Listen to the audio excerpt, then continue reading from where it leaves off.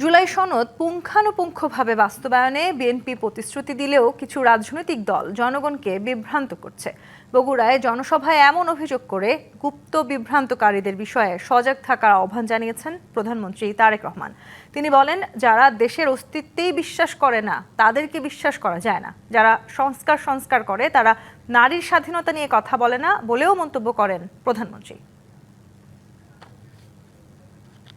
প্রধানমন্ত্রী হওয়ার পর প্রথম কোনো জনসভায় তারেক রহমান, তাও আবার নিজ আসন বগুড়ায়। উচ্ছ্বাস আর জনঢলে টৈটম্বুর সদরের আলতাফুন্নেসা খেলার মাঠ।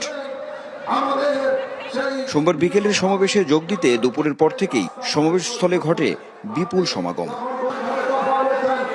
নিজ এলাকা বগুড়াবাসীর শুভেচ্ছা আর ভালোবাসায় সিক্ত প্রধানমন্ত্রী।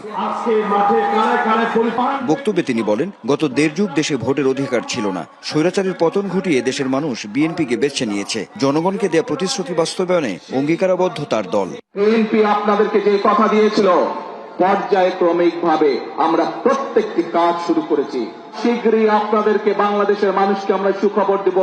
স্বল্প খরচে দেশের মানুষ, দেশের তরুণ সমাজ বিদেশে চাকরি নিয়ে যেতে পারবে, কর্মসংস্থানের ব্যবস্থা করে যেতে পারবে। জুলাই সনদ নিয়ে অনেকেই সংসদ ও বাইরে বিভ্রান্তি ছড়াচ্ছে অভিযোগ করে তারেক রহমান বলেন, বিএনপি যে জুলাই সনদে স্বাক্ষর করেছে তা অক্ষরে অক্ষরে বাস্তবায়ন করা হবে। আজকে ষড়যন্ত্রের গন্ধ পাচ্ছি আমরা।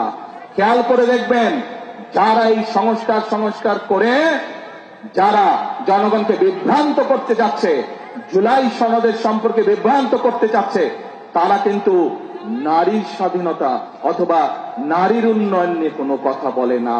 সরকার প্রধান বলেন, যারা বিভ্রান্তি ছড়াচ্ছে তাদের 1971 সালের ভূমিকা সবাই জানে। যারা দেশের স্বাধীনতা চায়নি তাদের বিশ্বাস করা যায় না। সব গোলযোগের বিরুদ্ধে সজাগ থাকতে হবে। নিজেদের ক্ষমতা ষড়যন্ত্রের মাধ্যমে ক্ষমতা কিভাবে কক্ষিগত করতে হবে সেই কাজের জন্য তারা এখন বিভ্রান্ত ছড়াচ্ছে। এই ষড়যন্ত্রকারীদের বিরুদ্ধে আপনাদেরকে সজাগ এবং সতর্ক থাকতে হবে। কারণ দেশ স্বাধীনের আগের শুরু থেকে তারা কতবার চেষ্টা করেছে দেশের মানুষকে বিভ্রান্ত করতে। তারেক রহমান বলেন, বৈষম্য নয়, সব জায়গায় সমানভাবে উন্নয়ন করা হবে। Anwar Hossain, DBC news, Bogura.